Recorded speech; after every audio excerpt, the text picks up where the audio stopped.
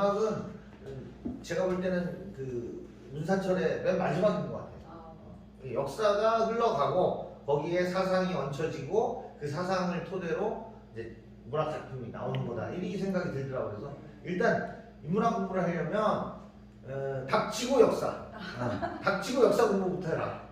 맞아요. 저는 그런 생각이 들더라고요. 네. 그래서 TV 프로그램 중에 인문학을 다루는 프로그램들 보면 또 역사를 다루는 프로그램 되게 굉장히 그렇죠. 맞아요. 네. 참 재밌게 보는 네. 주제 중에 하나입니다. 그렇다면 이 문사철 중에 가장 좀 난해하고 어렵다, 일반인들이 접근하기 좀 어려운 부분이 어디라고 생각을 하세요? 무조건 철학이에요. 철학. 역사나 문학은 이제 역사나 문학도 깊이 들어가면 어렵죠. 어려운데 철학이 정말 어려운 건 저는 그렇게 생각해요. 일단 철학에 등장하는 모든 용어가 구체화된 뭐 병, 책, 뭐 책상 이런 구체화된 개념의 용어가 아니고 다 추상명사예요. 뭐 실존, 존재, 이성, 뭐 사랑, 뭐 이런 거니까 행복, 뭐 이런 거니까 이제 좀 이해가 그나마 어려운데 그것도 있는 것 같아요. 철학이 이제 고대 철학 같은 경우는 동양과 철학이 정말 쌍벽을 이뤘거든요. 그러다가 이제 뭐 중세 이렇게 오다가 근대에 와서 철학이 서양 쪽으로 확 쏠려요. 그러니까 우리가 그 철학사에서 배우는 그 많은 철학자들 이름 나오잖아요. 그 소크라테스. 아니 소크라테스 이제 고대고. 고대인가요? 그 중세 이후에 중세. 뭐 칸트, 헤겔, 뭐 라이프니츠, 데카르트, 뭐 베이컨, 뭐 벤담, 밀 뭐 다 나오잖아요. 그 사람들이 전부 다 17세기, 18세기 사람들이거든요. 생각만. 거기에서 이제 폭발이 일어난 건데, 철학의 폭발이 일어난 건데, 그 폭발이 이제 그 일어나서 전 세계적으로 사상에 영향을 주고 한 건 맞는데, 네. 그 옮기는 과정에서 한글로 써도 이해 못할 내용을 이제 번역해서 옮기다 보니까 저도 철학서, 그 서양 철학서 읽어보면 정리가 안 되는 부분이 많아요. 정말 어렵더라고요. 예. 그러시군요. 철학이 어렵죠. 가장 어렵다. 예. 이걸 어떻게 풀었는지 많은 독자분들이 궁금해하실 것 같아요. 예. 문사철에서. 자, 그렇다면 우리 그 작가님에 대해서 조금 궁금한 점들을 제가 대신 독자분들 대신해서 좀 여쭤보도록 하겠습니다. 대부분 작가분들 보면 본인 전문 분야가 있고, 그렇죠. 그 분야에서 이렇게 가지를 쳐서 여러 책을 쓰시는 경우가 많이들 있으신 것 같아요. 맞아요. 예. 그런데 작가님의 그 집필 서들을 보면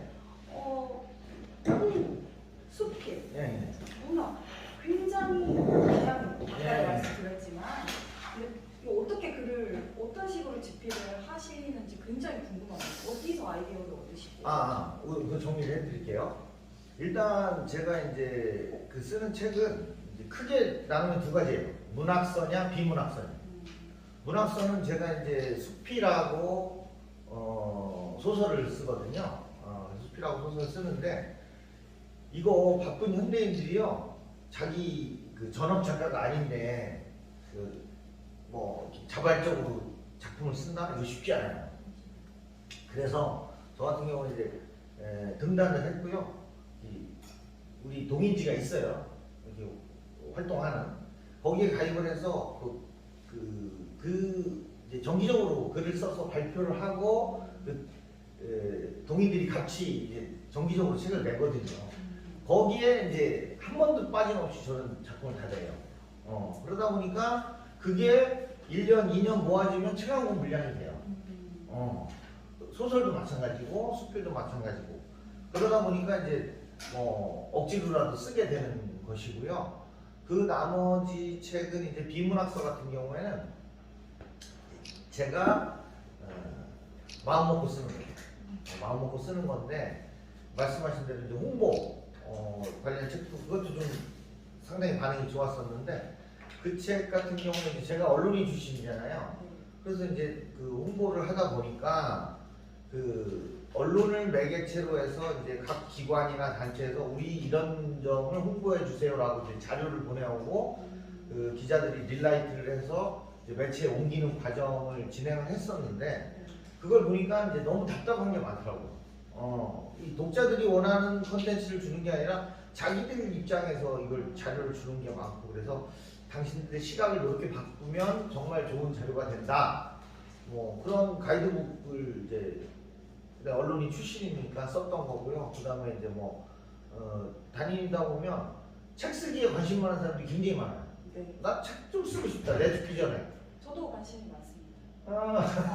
그래서 말 그대로 죽기 전에 책을 쓰고 싶은 사람이 많아가지고 그럼 책을 그럼 어떻게 써야 될 것이고 뭘 써야 될 것이고 이 방법을 좀 한번 소개해 주자 해서 그런 책을 쓴 적도 있고요.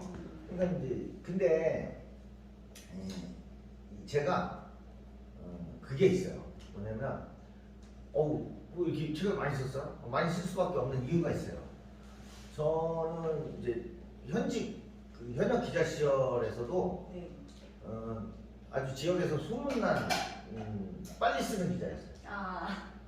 그러니까 기자를 하시는데 빨리 쓰. 네, 그러니까 기사를 쓰고 마감하는데 네. 우리가 그때 4시부터 6시까지 마감 시간을 줬어요. 그러니까 아침에 출근해서 낮에 돌아다니다가 3시 반쯤에 회사 들어와서 4시부터 6시까지 쓰고 뭐 6시 반쯤 퇴근하고 그랬었는데 4시부터 쓰기 시작하면 저는 뭐 5시 전에 모든 기사를 다 끝내고 뒷짐 들고 이렇게 돌아다니면서 슬슬 구경하고 커피 마시고 이랬었어요. 근데 6시 반까지 그걸 기사를 못 메워가지고 그냥 탈모를 못 해가지고 끙끙 앓는 기자들이 굉장히 많았어요. 그래서 저는 원래 글을 빨리 쓰는 아주 소문났었어요. 근데 그게 책을 쓰고 뭐 그 집필 활동을 계속 하는데 엄청나게 도움이 됐어요. 그래서 지금도 뭐 그런 얘기를 하면 잘 안 믿으시는데 뭘 쓸까가 이제 정리가 돼서 구성을 해서 이렇게 책을 만들어야 되겠다는 구성이 딱 돼서 자료가 모아지면 책 한 권 쓰는데 저는 뭐 한 20-30일이면 써요. 굉장히. 네, 그냥 이걸 딱 PC 자판 앞에 앉으면 그냥 손이 막 가요. 이런 걸 달인이라고. 집필의 달인이시죠. 예, 그렇게 돼 있어요. 네. 자, 그렇다면 우리 오늘 소개할 예. 소개가 되고 있는 이 아줌마 인문학이라는 이 책에 혹시 집필 에피소드가 있을까요? 집필하시다 어려우셨던 점이나 아니면 이렇게 하고 생각했는데 이건 조금 아니었나? 이렇게 예. 공부를 하시다 보니 그런 점이 지금 MC께서 정확하게 진단을 해주셨는데요. 책을 쓰면서 얻을 수 있는 가장 큰 소득은요, 내 공부예요. 평상시에 진짜 좀 엉성하게, 어설프게 알고만 있었던 지식이 내가 한번 책을 쓰면서 체계적으로 쫙 정리가 돼요. 그러면서 머리에 딱 세팅이 돼요. 그 쾌감이라는 게 있어요. 그래서 이제 쾌감이 있어서 쓰는데 여기 이제 4장으로 돼 있어요. 네. 총체론, 그 다음에 철학 부분, 문학 부분, 역사 부분 이렇게 했는데 역사나 문학은 뭐 좀 쉽게 집필이 됐어요. 총체론에서도 내가 평소에 인문학에 관해서 갖고 있던 내 생각을 이렇게 편하게 썼는데 문제는 철학 부분이 진짜 어려웠어요. 그러니까 내가 완전하게 이해를 못하고 있는데 이걸 집필하려니까 좀 어려웠어요. 그래서 좀 많이 여기저기서 좀 봤어요. 공부를 많이 하셨군요. 예. 근데 이게 입문서다 보니까 네. 뭔가 다 못 풀어낸 얘기가 있으실 것 있지요, 같아요. 있죠. 예. 그래서 혹시 나머지 소편이라든지 2편, 3편 이런 게 있을까요? 이 책 제목이 이제 조그맣게 위에다가 아저씨도 읽는 해놓고 이제 큰 타이틀로 네. 아줌마 인문학이거든요. 그래서 이걸 쓰고 나니까 항상 그래요. 쓰고 나면 굉장히 아쉬워요. 완성도 이렇게 쓰면 더 완성도가 높았을 텐데 뭐 이런 생각. 그리고 이 책 한 권이 한정된 분량이잖아요. 그 한정된 분량 안에 넣을 수 있는 내용이 제한적이잖아요. 네. 근데 더 해주고 싶은 얘기가 있어요. 그래서 이거 좀 아쉽다. 그래서 한 번 더 쓴다면 이제는 바꿔서 바꿔서 아줌마도 읽는 아저씨 인문학 해가지고 이런 기본 입문서 속편 정도 그런 걸 한번